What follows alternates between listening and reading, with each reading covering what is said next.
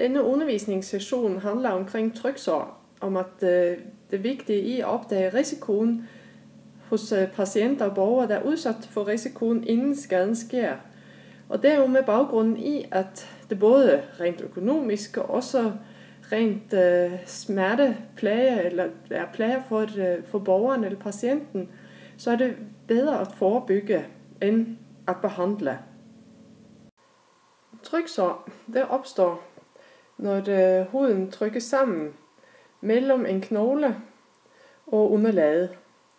Og dermed så kommer det ikke tilstrækkelig ilt og heller ikke næring til huden. Og når cellerne ikke får det, de har behov for, så resulterer det i sårdannelse, og det resulterer i vævsdød. Nu har jeg lige læst omkring huden. Hvis I kigger lidt på billedet for oven, jeg har her prøvet at illustrere med pilerne, hvad det er, som sker, når det er, at tryk det opstår, at det afklemmes de her små blodkar. Det som også er vigtigt, det er jo, at sår, det opstår ikke nødvendigvis kun her i hudlaget. Det kan også omfatte den underliggende muskulatur. Det kan også blive skadet ved tryk. Det er mange faktorer, der afgør, hvor meget tryk den enkelte kan tåle, før det kommer sår. Altså det er individuelt. Det er derfor, man også laver de her screeninger for, hvem er udsat for tryksår. Men man regner for eksempel med, at mellem 3-11% af indlagte patienter får tryksår.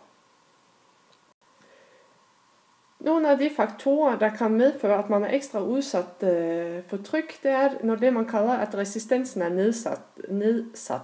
Det er, at dens modstandsdygtighed er nedsat. Alder har en stor betydning. Man ser flere tryksår ved mennesker, der er over 70 år. Det kan være mange forskellige årsager til sygdom, for eksempel. Det kan være motivation for at bevæge sig. Det kan være, at man begynder at få et dårligere hjertekredsløb. En nedsat hudbarriere, for eksempel fugt ved inkontinens, altså hvis man ikke kan holde på urinen.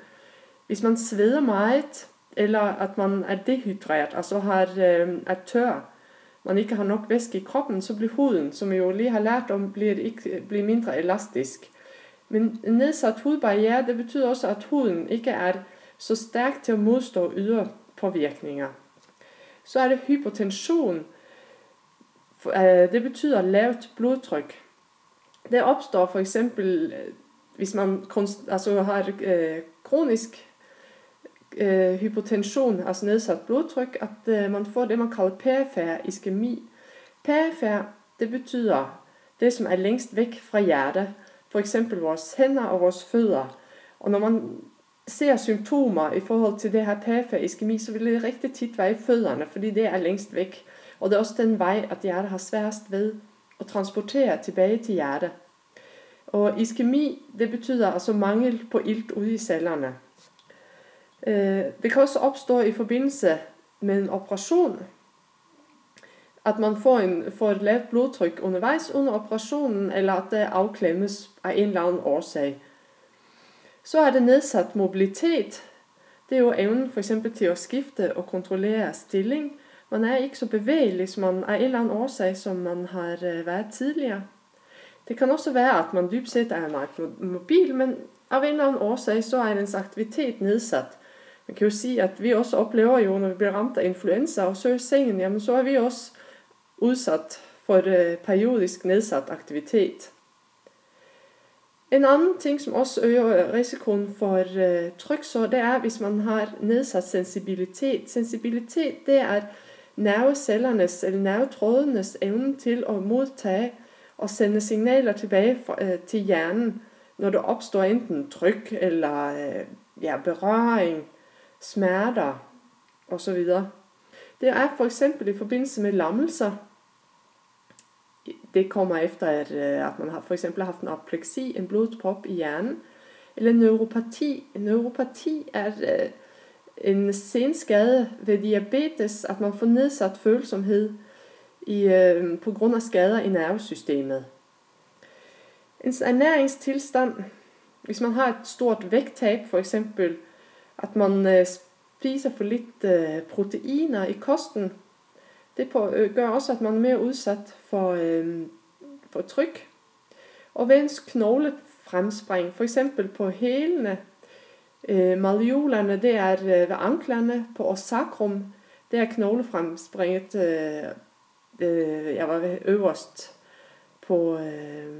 øverst på numsen.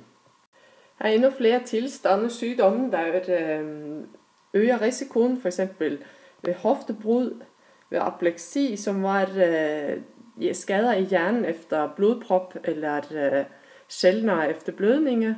Hvis man har fået store brandsår, en eller anden form for rygmarvsskade, hvor man er kommet til skade med nerverne i ryggen. Hvis man har diabetes, der var det, som kaldtes neuropati. Parkinsons syge, som også medfører, at man får nedsat følsomhed. Ved demens giver også nedsat følsomhed, eller kan give. Inkontinens, det var det med, at huden blev fugtig. At man nedsat sensibilitet af en eller anden årsag. Lavt blodtryk har vi også lige snakket om. Lav albumin. Albumin, det er, hvor meget protein man har i blodet. Og det har påvirkning af blodets evne til for eksempel at holde på væsken inde i blodbanen. Lav hemoglobin, at man ikke transporterer så meget ilt rundt i kroppen. Har man feber, har man smerter, jeg har ikke så lyst til at skifte stilling, for eksempel, fordi det går ondt et eller andet sted. Dehydrering, hvor spændstig huden den var. Dårlig almen tilstand, altså dårlig AT, forkortes det tit med, at man generelt, ikke nødvendigvis man en specifik ting, men man spiser dårligt, man bevæger sig ikke så meget osv. Og prednisolonbehandling, det er et binyrbarkhormon, som man kan give ved rigtig mange forskellige sygdomme. Det øger også risikoen. Her kan du se de steder på kroppen, som er særligt udsat. Ved kanten af ørerne, ved skulderbladets knoglefremspring, og ved skulderrundingen, ved albuespidsen, på siden ved hoftefremspringene, på orsacrum og her på ballerne, og på hælene og malleolerne, der på anklerne. For at forebygge er det vigtigt, at alle borgere bør vurderes og scores. Det er vigtigt, at vi hele tiden går ind og revurderer borgerne og laver en ny vurdering ved ændringer i borgerens almen tilstand. Vi iværksætter hurtigt nødvendige handlinger, for eksempel madrasser, vendeskemaer, pude i stol osv. Og vi kan score patienten, det kommer tilbage til det her scoreredskab, og finde ud af, om det er i lav risiko, middelstor risiko, eller er i stor risiko, eller allerede har tryksår.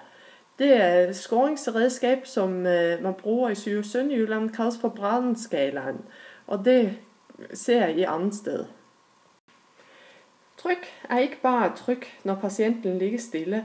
Det kan også være ved det her, som vi kalder for skær. Skær, det er et forskydning. Det opstår, når væv, der er udsat for forskydning i kombination med tryk. Det kan for eksempel være, når en patient skrider mod fodenden af sengen, altså der, hvor det glider langsomt ned, efter at hovedet er eleveret, eller når en patient skrider fremad eller glider frem i stolen. Det, som sker, det er, at de forskellige vævslag i huden, de forskydes, de rives en lille smule fra hinanden, og dermed så afklemmes blodcirkulationen helt eller delvis. Og det er specielt at lægge vægt til at mærke til, at den øget risiko, hvis huden er fugtig eller macereret, altså det er fugtig, eller lidt macereret, ligesom når du har været i svømmehallen og ser, at din hud er blevet helt rynket på grund af al fugten. Skær kan også opstå i forbindelse med forflytninger, hvor vi forflytter patienten. En anden form, hvor et tryksår det kan opstå, det er friktion. Det minder lidt om skær, men opstår, når væv udsættes for gnidning. Og det er jo for eksempel i forbindelse med stillingsændringer ved sengeleje, hvor huden ikke er helt fri af underlaget, eller for eksempel på fødderne, så vi kender jo alle gnavsår, når skoene ikke sidder ordentligt fast, ikke er spændt ordentligt fast. Det kan være, at patienten glider, og dermed gnider hele albue i sengen, eller når vi løfter patienten højere, forflytter patienterne højere op i sengen. Og det her friktionssår, det minder om små hudsafskrabninger, og det er også en form for tryksår.